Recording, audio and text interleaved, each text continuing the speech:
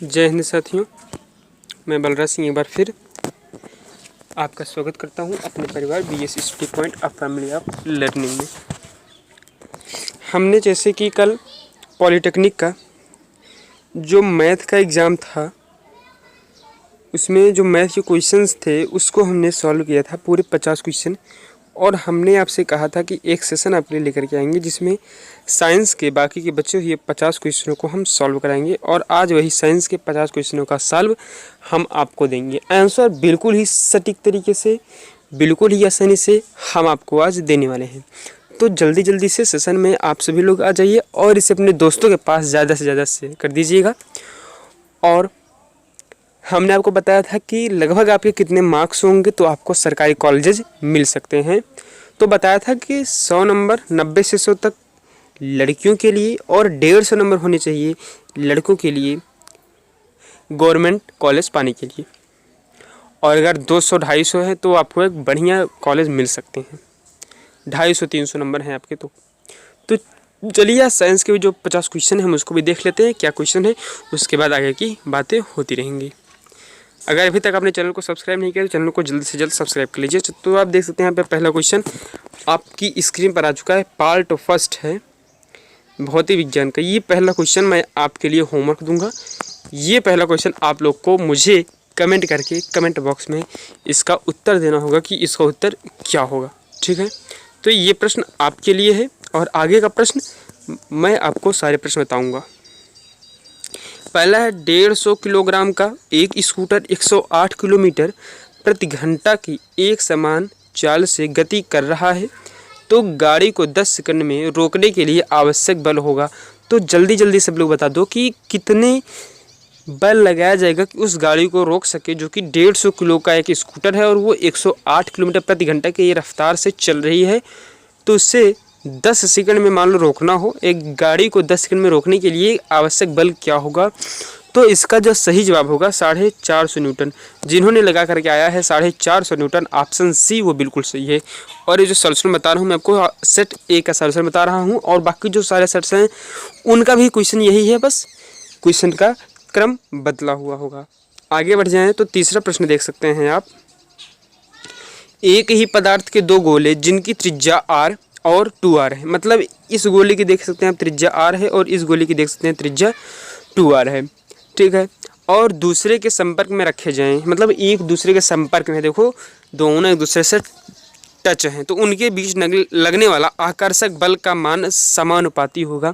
तो जो आकर्षक बल का मान लगेगा वो समानुपाती होगा। तो क्या होगा, तो इसका सही जवाब हो जाएगा r की पावर 4। r की पावर 4 ऑप्शन ए जिन्होंने लगा करके आया है पेपर में उनका बिल्कुल ही सही ऑप्शन है। तो आगे बढ़ते हैं। चौथा प्रश्न है एक 4 किलोग्राम का द्रव्यमान तथा दूसरा 1 किलोग्राम का द्रव्यमान एक समान गतिज ऊर्जा के साथ गति कर रहा है। देखो एक द्रव्य में वो 4 किलोग्राम का द्रव्यमान है और दूसरा 1 किलो का है, वो उनकी जो गतिज ऊर्जा है वो बिल्कुल सेम है। तो उनका जो रेखीय संवेग होगा वो किस अनुपात में होगा। तो सब लोग कमेंट करके बता दो कि जो रेखीय संवेग होगा वो किस अनुपात में होगा। देखिए एक होता है फॉर्मूला k = p²/2m, आप उसी चीज़ को रख सकते हैं p²/2m, और इससे जब आप इसको सॉल्व करेंगे तो आपका 2:1 आएगा। ऑप्शन सी जिन्होंने लगा करके आया है ऑप्शन सी 2:1, उनका ऑप्शन क्या है, बिल्कुल ही सही है। आगे बढ़ते हैं। यदि पृथ्वी की त्रिज्या और द्रव्यमान दोनों 50% कम कर दिया जाए तो गुरुत्वीकरण हो जाएगा। तो क्या होगा बता दो सब लोग। पृथ्वी की त्रिज्या और द्रव्यमान दोनों को 50% कम कर दिया गया है तो गुरुत्वीकरण क्या होगा। जी हाँ 100% अधिक होगा, बिल्कुल सही जवाब है ऑप्शन सी जिन्होंने लगा करके आया 100%, उनका जवाब बिल्कुल ही सही है। छठा प्रश्न है दो समांतर तार जिनमें, मैं थोड़ा इसको और जूम कर देता हूँ। दो समांतर तार जिनमें प्रत्येक में एक निश्चित विद्युत धारा I प्रवाहित हो रही है के बीच में प्रतिकर्षण बल F लग रहा है। यदि प्रत्येक में विद्युत धारा को दोगुना कर दिया जाए तो बल हो जाएगा। तो बल क्या होगा, 4/F, F 2F 4F, तो इसका सही उत्तर होगा 4F। बल क्या हो जाएगा 4F। ऑप्शन डी क्या है, बिल्कुल ही सही है। आगे देखिए 7वां है, एक गुब्बारे में हीलियम गैस 27 डिग्री सेल्सियस और एक वायुमंडलीय दाब पर 500 मीटर क्यूब भरी है। ठीक है, तो हीलियम गैस का आयतन -3 डिग्री सेल्सियस है और 0.5 वायुमंडलीय दाब पर होगा। तो वायुमंडलीय दाब पर क्या होगा, कितने मीटर क्यूब पर होगा?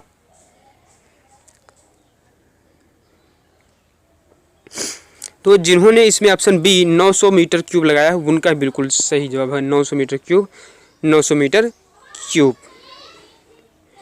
आगे देखिए 2000 ग्राम पानी का ताप 10 डिग्री सेल्सियस से 50 डिग्री सेल्सियस तक बढ़ा दिया, मतलब 10 है तो 10 से उसे क्या किया गया है 50 ला दिया गया, 50 डिग्री सेल्सियस। तो इसके लिए जो ऊष्मा की मात्रा होगी वो क्या होगी, ऊष्मा की मात्रा क्या होगी, जल्दी जल्दी सब लोग कमेंट करके बता दो, ऊष्मा की मात्रा क्या होगी।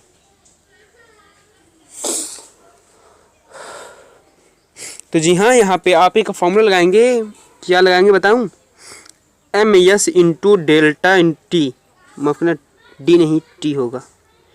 यहाँ पर देखो m की वैल्यू दी गई है 2000, लिख दो 2000 गुणे s की वैल्यू 1 है गुणे टी, डेल्टा टी देखो इसमें कितने की बढ़ोतरी की जा रही है, तो 10 से 50 लाया जा रहा है, मतलब 40 की, तो 40 से गुणा कर दो तो कितना आएगा 80,000 कैलोरी। कितना आएगा दोस्तों 80,000 कैलोरी। यहाँ पर देख सकते हैं आपका ऑप्शन नंबर डी वो क्या है, बिल्कुल सही है 80,000 कैलोरी। समझ में नहीं आया होगा तो आप वीडियो को थोड़ा स्किप कर लीजिएगा पीछे, फिर देख लीजिएगा। बिल्कुल ही बेहतरीन तरीके से, बिल्कुल ही आसानी से धीरे धीरे रुक करके मैं बता रहा हूँ। चलिए इंग्लिश वाला भी जिसको इंग्लिश में देखना हो आप इंग्लिश में भी देख सकते हैं। 9 प्रश्न है, 20 न्यूटन का एक बल एक पिंड पर लगाया जाता है तो पिंड बल की दिशा में 45% कोण से 1 मीटर गति करता है, तो बल के द्वारा किया गया कार्य क्या होगा, तो बल के द्वारा किया गया कार्य क्या होगा। तो इसका जो सही जवाब होगा, इसका सही जवाब होगा ऑप्शन ए 10⁻² जूल, 10√2 जूल होगा। आगे बढ़ते हैं। अगला प्रश्न है, यहाँ पर देखो एक बेहतरीन सा प्रश्न है, किसी क्षण एक कुंडली के साथ 8 × 10⁴ वेबर का चुंबकीय फ्लक्स संबंध है, 0.2 सेकंड के पश्चात या बदलकर 4 × 10⁻⁻4 वेबर हो जाता है, तो कुंडली में प्रेरित विद्युत वाहक बल का मान होगा। यहाँ पे आप एक फॉर्मूला यूज करेंगे D = dϕ/dt, क्या रखेंगे D = dϕ/dt और इसी से आपका आंसर आ जाएगा। तो इसका सही जवाब आप लोगों ने क्या लगाया है एक बार कमेंट करके बता दो। तो इसका सही जवाब होगा 0.2 मिली वोल्ट। क्या होगा 0.2 मिली वोल्ट। ये जिन्होंने ऑप्शन सी लगा कर क्या है सेट ए का, उनका उत्तर 10वां बिल्कुल ही सही है, बिल्कुल ही बेहतरीन जवाब आ रहा है आप लोग का। आगे है, एक लैंप पर 60 वाट 220 वोल्ट अंकित है, इसे 200 वोल्ट पर चलाया जाता है, तो ऊर्जा खपत की दर लगभग क्या होगी। देखो ऊर्जा खपत की दर लगभग क्या होगी, जल्दी जल्दी सभी लोग बता दो। तो जी हाँ, इसकी ऊर्जा खपत कितनी होगी, तो जिनका उत्तर आया है 50 जूल पर सेकेंड उनका बिल्कुल सही है ऑप्शन सी, आप लोग का बिल्कुल ही बेहतरीन जवाब है। 12वां प्रश्न, 2 लेंस जिनकी क्षमता 2.5 डायोप्टर और 1.5 डायोप्टर है को एक साथ संयोजित किया जाता है, तो नए लेंस की फोकस दूरी क्या होगी। तो जो नए लेंस की फोकस दूरी होगी वो 25 सेंटीमीटर होगी। कितनी सेंटीमीटर होगी, 25 सेंटीमीटर होगी। बिल्कुल ही सही जवाब ऑप्शन बी जिन्होंने लगा करके आया है वो बिल्कुल सही है। 13वां प्रश्न देखते हैं, एक हवाई जहाज 4000 मीटर उत्तर जाता है, फिर 400 मीटर उत्तर जाता है, फिर 300 मीटर पश्चिम जाता है, इसके बाद 1200 मीटर ऊर्ध्वाधर ऊपर की ओर जाता है। ठीक है, इसका प्रारंभिक बिंदु से विस्थापन क्या है, तो इसका प्रारंभिक बिंदु से विस्थापन क्या है, तो विस्थापन निकालने सबको आता है, आप इसको निकाल सकते हैं। इसका उत्तर होगा 1300 मीटर। जी हाँ, जिन्होंने ऑप्शन डी लगा करके आया उनका भी बिल्कुल ही बेहतरीन, बिल्कुल ही सही जवाब है। देखो मैं इसको 2 पार्ट में बता रहा हूँ, एक मैथ का है और ये साइंस का है। मैथ वाला जो वीडियो है वो मैंने कल ही शाम को अपलोड कर दिया था, मेरी तबीयत थोड़ा ख़राब थी इसलिए मैंने साइंस का वीडियो आज अपलोड किया है। तो मैथ के वीडियो का लिंक नीचे मैं डिस्क्रिप्शन बॉक्स में दे दूंगा, वहाँ से आप मैथ का अपना आंसर जा करके मिला सकते हैं। और आप कमेंट करके ज़रूर बताइएगा कि आपके ऑल टोटल मार्क्स कितने आ रहे हैं। ठीक है, 14वां प्रश्न है, 5 किलोग्राम की एक बंदूक से 0.01 किलोग्राम की गोली चलाई जाती है। देखो बंदूक 5 किलोग्राम का है, ओ हाँ, और गोली 0.01 किलोग्राम का है। यदि गोली की प्रारंभिक वेग, उसकी प्रारंभिक वेग कितनी है, 250 मीटर प्रति सेकंड, तो बंदूक की गति से जो झटका लगेगा, कुछ झटका लगेगा, तो वो झटका जो लगेगा उसकी वेग क्या होगी, तो उसकी वेग होगी, जी हाँ, माइनस में 0.50 मीटर पर सेकंड उसकी क्या होगी, वेग होगी।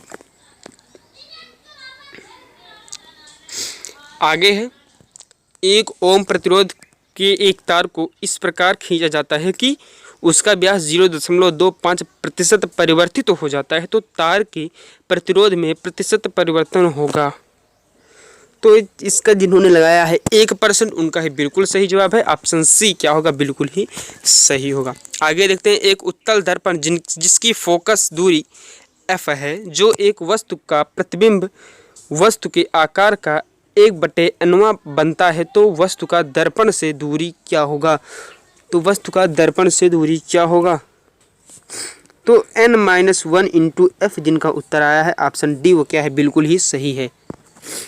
अब इस चित्र में देखो, इसमें कुल जो मध्य कुल प्रतिरोध होगा वो क्या होगा। इसमें देखो ये एक पैरेलल में बन जाएगा, और जब ये पैरेलल में बन जाएगा, देखो ये भी 2 है, ये भी 2 है, ये भी 2 है, ये भी 2 है। जब ये पैरेलल में मान लो बन जाएगा,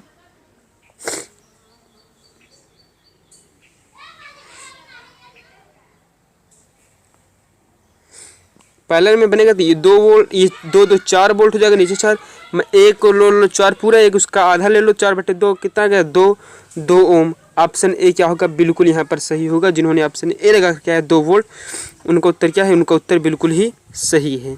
ठीक है, इसमें क्या होगा उत्तर, 2 वोल्ट। ठीक है,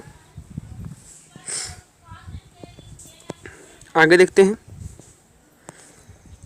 एक चालक में 3 मिली एम्पियर की विद्युत धारा प्रवाहित हो रही है, इसमें से 1 मिनट में बहने वाले इलेक्ट्रॉन की संख्या क्या होगी। तो सब लोग कमेंट करके बताओ इलेक्ट्रॉन की संख्या क्या होगी।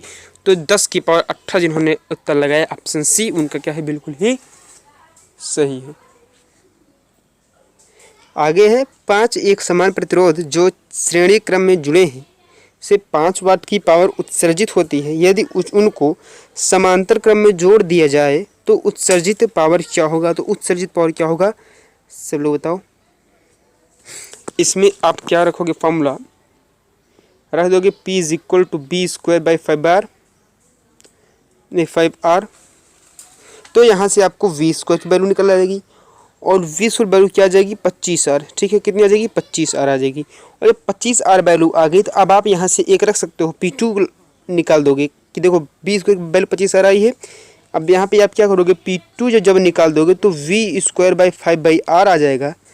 तो V² वैल्यू आ गई है 25R बटे 5/R रखोगे, 5/R, R से R कट जाएगा, 25 में 5 से गुणा होगा तो 25 पंचे 125। आपका उत्तर कितना जाएगा, 125। तो इसमें जो ऑप्शन आपको दिख रहा है सी 125 वाट, वो क्या है, बिल्कुल ही सही जवाब है। आगे देखते हैं, एक 4 न्यूटन का एक समान बल का एक 40 किलोग्राम के पिंड पर 2 मीटर की दूरी तक कार्य करता है, तो पिंड के द्वारा प्राप्त की गई गतिज ऊर्जा क्या है। तो पिंड के द्वारा प्राप्त की गई गतिज ऊर्जा क्या है। जब मैंने आपको बताया था 2 + 2 करने पे 4 है, तो आप 4 + 4 करके 8 तो ला ही सकते हो ना। तो बिल्कुल सेम यही है। इसमें उत्तर कितना आ जाएगा, सब लोग बता दो कमेंट करके, 8 जूल। ऑप्शन बी आप लोग का बिल्कुल ही सही है। अगला है, प्रकाश जिसकी तरंग दैर्घ्य वायु में दिया गया है 6000 एंगस्ट्रॉम और एक माध्य में अपवर्तनांक 1.5 में प्रवेश करता है, तो माध्यम में प्रकाश की आवृत्ति तथा तरंग दैर्घ्य क्या होगी, कितना एंगस्ट्रॉम होगा। तो ऑप्शन डी 5 × 10⁻14 हर्ट्ज और एंगस्ट्रॉम में 4000 एंगस्ट्रॉम उसकी तरंग दैर्घ्य होगी। ठीक है, आगे बढ़े। 22वां प्रश्न है, एक प्रेक्षक समुद्र के किनारे खड़ा है जो कि प्रति मिनट 54 तरंगे नोट करता है। प्रति मिनट में कितनी तरंगे नोट कर रहा है, 54 तरंगे। यदि तरंग की तरंग दैर्घ्य 10 मीटर हो तो तरंग का वेग क्या होगा, तो तरंग का वेग क्या होगा, सभी लोग बता दो तरंग का वेग क्या होगा। सर होता है म्यू बराबर आप लिख सकते हो एन इंटू लैम्बडा।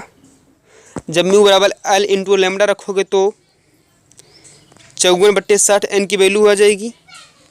54/60 एन की वैल्यू आ जाएगी। और जब एन की वैल्यू 54/60 आ गई, 54/60 और इसमें दिया गया है, उसको दिया गया 10, इसको काट दो, 54/6 आ गई। किसकी वैल्यू आ गई? 54/6 आ गई। तो कितने 54/6 मतलब 9 मीटर प्रति सेकेंड। 9 मीटर प्रति सेकेंड हो गई कि नहीं हो गई? आपको म्यू बराबर एन इंटू लेमडा का फॉर्मूला पता है, तो ये आपका प्रश्न बिल्कुल ही आसानी से सॉल्व होने वाला है।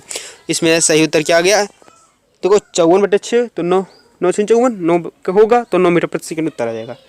आगे देखते हैं, यदि सरल लोलक का द्रव्यमान 2 गुना कर दिया जाए तो अपवर्तनांक क्या होगा? अब देखो सरल लोलक द्रव्यमान पर डिपेंड नहीं करता है, तो डिपेंड नहीं करता है तो वो उसमें कोई भी परिवर्तित नहीं आएगा, परिवर्तन नहीं आएगा, तो वो क्या होगा? समान बना रहेगा। ऑप्शन बी आपका क्या है? बिल्कुल ही सही है।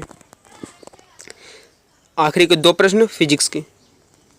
देखो, एक कार विरामावस्था से नियत दर ए से अल्फा से कुछ समय के लिए त्वरित की जाती है। इसके बाद कार नियत दर बीटा से मंदित की जाती है और कार विरामावस्था में आ जाती है। यदि कुल समय टी लग रहा हो तो कार द्वारा प्राप्त किया गया अधिकतम वेग क्या होगा?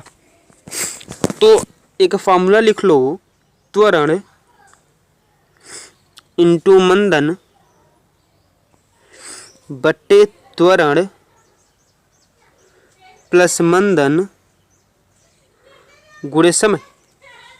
देखो, त्वरण दिया गया है अल्फा, मंदन दिया गया है बीटा, बट्टे त्वरण प्लस मंदन alpha plus beta, alpha plus beta गुणे टी, अल्फा बीटा अपान अल्फा प्लस बीटा गुणे टी, यही आपका आएगा त्वरण गुणे मंदन बट्टे त्वरण प्लस मंदन गुणे समय। तो इसमें अल्फा बीटा अपान alpha plus beta into T option D में है, वही ऑप्शन बिल्कुल ही आपका सही है। आगे देखते हैं, ये नया प्रश्न है। एक लेसर सिग्नल चंद्रमा पर भेजा जाता है, ठीक है, जो टी सेकंड में वापस आता है। यदि प्रकाश की चाल c है तो चंद्रमा की दूरी प्रेक्षक से होगी। जो चंद्रमा की दूरी है वो प्रेक्षक से कितनी है? तो ये न्यू क्वेश्चन था, इसका उत्तर हो जाएगा CT/2। ऑप्शन सी आपका क्या होगा? बिल्कुल ही सही होगा। अब यहाँ पे बात आपकी यहाँ तक तो हो गई। अब बात करते हैं हम थोड़ा केमिस्ट्री की भी बात कर लेते हैं, क्योंकि ये प्रश्न मैं आपको लिए साइंस का पूरा सेशन लेकर के आया हूँ, तो केमिस्ट्री की बात तो करना बनता है ना।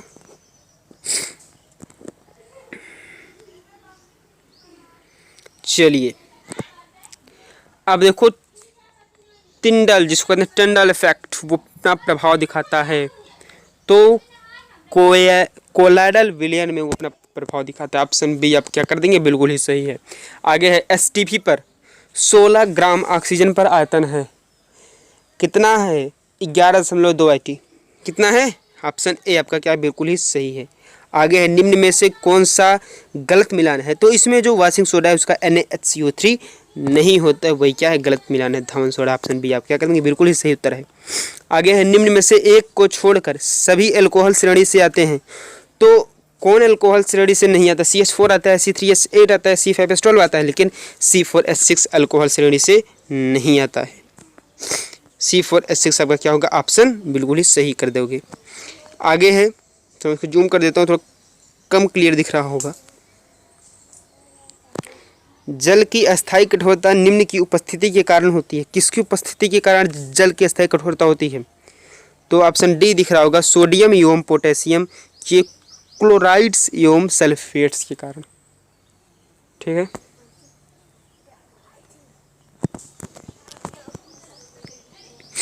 We have next question.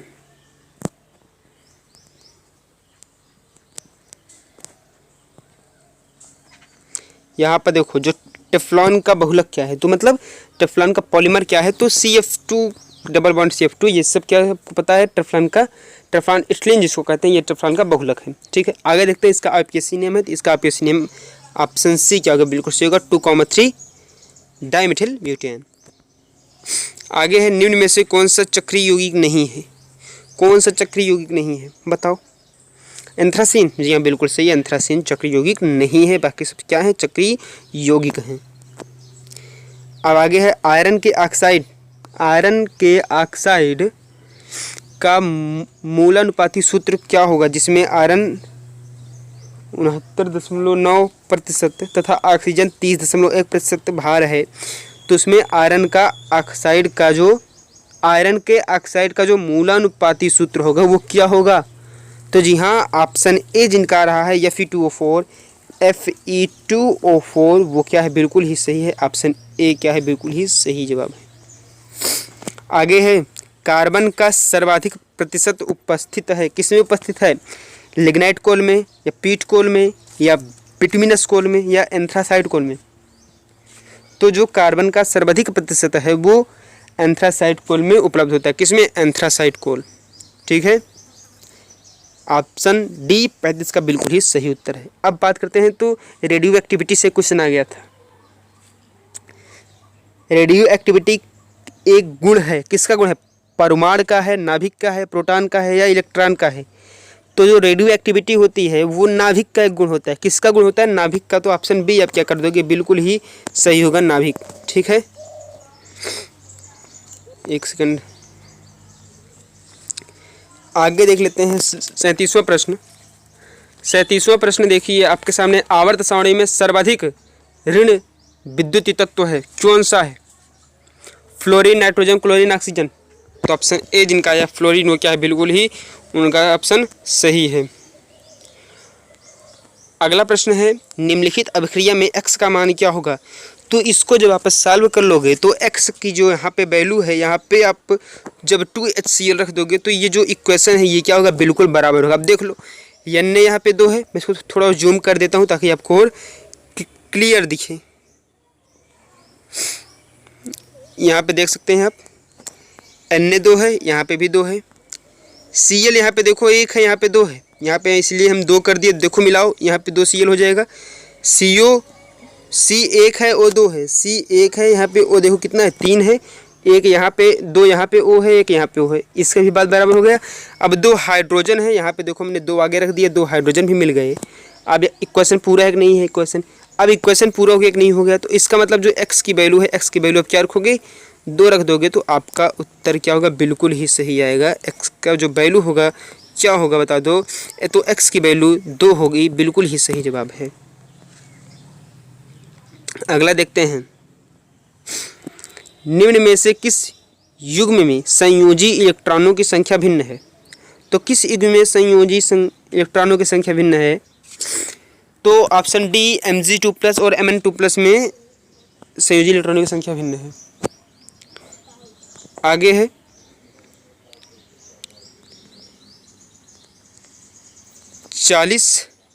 वहाँ है, एसिटिलीन में संयोजी बंधुओं की संख्या होती है। जो एसिटिलीन है उसमें कितने कोवैलेंट बॉन्ड होते हैं? तो इसमें 5 कोवैलेंट बॉन्ड होते हैं, चाहे आप इसको बना करके देख लियो। ऑप्शन डी क्या है, बिल्कुल ही सही है।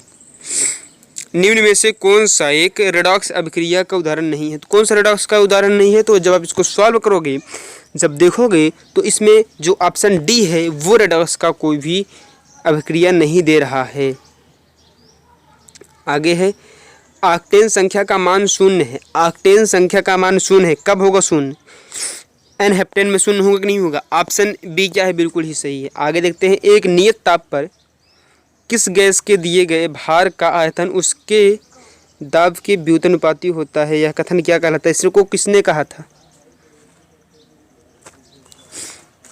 तो जी हाँ, जिनका ऑप्शन आ रहा है ए, बॉयल्स नियम, जो बॉयल्स का लॉ है, उसने कहा था कि एक नियत ताप पर किसी गैस के दिए गए भार का आयतन उसके दाब के व्युत्क्रमानुपाती होता है। ठीक है, आगे बढ़ जाएं।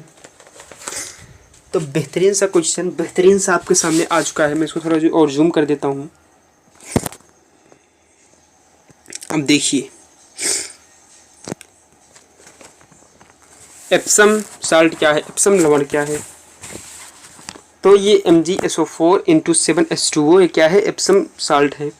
आगे है, एक यौगिक का तुल्यांकी भार 9 है और इसके क्लोराइड का स्रोत MCl3 है, उस यौगिक का अणुभार क्या होगा? जिसको सॉल्व करोगे, अणुभार एटॉमिक वेट तो आएगा 27। आगे है, ब्रोमीन के ऑक्सीकरण संख्या +7 है, तो किसमें +7 होगा, इसका ऑक्सीकरण निकालोगे तो सीधी बात है BrO4 निगेटिव में ऑक्सीकरण की संख्या क्या है, 7 हो जाएगी। 47वां प्रश्न है, 10 ग्राम CaCO3 गर्म करने पर 4.4 ग्राम CO2 मिलता है तथा 5.6 ग्राम CaO देता है, तो उपयुक्त परीक्षक सहमत है, किससे सहमत है। तो इसको आप बिल्कुल ही बेहतरीन तरीके से देखो, बिल्कुल ही बढ़िया तरीके से, ये द्रव्यमान संरक्षक के नियम से है, द्रव्यमान संरक्षक के नियम से ये आ रहा है। ठीक है, देखो इसका वेट प्लस करोगे तो 10 ग्राम के बराबर होगा नहीं होगा, ये क्या क्या है, द्रव्यमान संरक्षक का वेट है, law of conservation of mass. ठीक है, हाँ, मास can never be destroyed nor be created, ये कुछ था ना, ऐसे कुछ याद आ रहा है। अगला है, कैंसर के उपचार में प्रयुक्त समस्थानिक है, तो जो कैंसर के में यूज होता है वो कोबाल्ट का वेट जो रमेगा 60 होता है, वो कैंसर में उपचार उससे होता है। आगे देखते हैं, 49वां है, निम्न में से कौन सा यौगिक आयनिक यौगिक है, तो कौन सा इसमें आयनिक यौगिक है, तो KCl, CO2, CCl4, H2O, तो जो आयनिक यौगिक है KCl वो ही आपका बिल्कुल सही उत्तर है। KCl क्या होगा, बिल्कुल सही उत्तर हो जाएगा। आगे देखते हैं, एक आखिरी प्रश्न आपका बचा हुआ है, 1 मिनट, चलिए, निम्न में से कौन एक संक्रमण धातु नहीं है, which of the following is not a transition metal, manganese, tungsten, silver, lead. Silver इसको होता है चांदी, तो कौन सा एक संक्रमण धातु नहीं है, तो बात करें लीड, ये क्या है, का संक्रमण धातु नहीं है। अब यहीं पर अगर हम आगे बढ़ जाएं, आपको मैं एक बात बता दूं, अगर ये वीडियो आपको अच्छा लगा हो तो वीडियो को आप लोग लाइक ज़रूर कर दीजिएगा, अपने दोस्तों के पास इसे शेयर भी कर दीजिएगा, और अगर अभी तक आपने हमारे चैनल को सब्सक्राइब नहीं किया है तो चैनल को अभी तुरंत पहले जाकर के आप सब्सक्राइब कर लीजिए। उसके बाद जो बगल में घंटा दिखेगा उसको ज़रूर दबा लीजिएगा, ताकि आपको हमारे चैनल से रिलेटेड सारे वीडियो के अपडेट मिलेंगे सबसे पहले। तो दोस्तों, उम्मीद करते हैं आपने वीडियो को लाइक भी कर दिया होगा, चैनल को सब्सक्राइब कर दिया होगा, अपने दोस्त के पास शेयर नहीं किया तो शेयर कर दीजिए, और वीडियो कैसा लगा कमेंट करके बाद जरूर बताइएगा। और जो मैंने पहला क्वेश्चन आपको नहीं बताया है उस क्वेश्चन का जवाब आप कमेंट बॉक्स में ज़रूर कीजिएगा। मैं 2 दिन बाद अपना कमेंट बॉक्स अपडेट कर दूंगा और उस कमेंट बॉक्स में मैं इसका उत्तर लगा दूंगा। ठीक है, तो फिर मिलते हैं अगले वीडियो में ऐसे बेहतरीन ट्रिक के साथ, तब तक के लिए जय हिंद, जय भारत।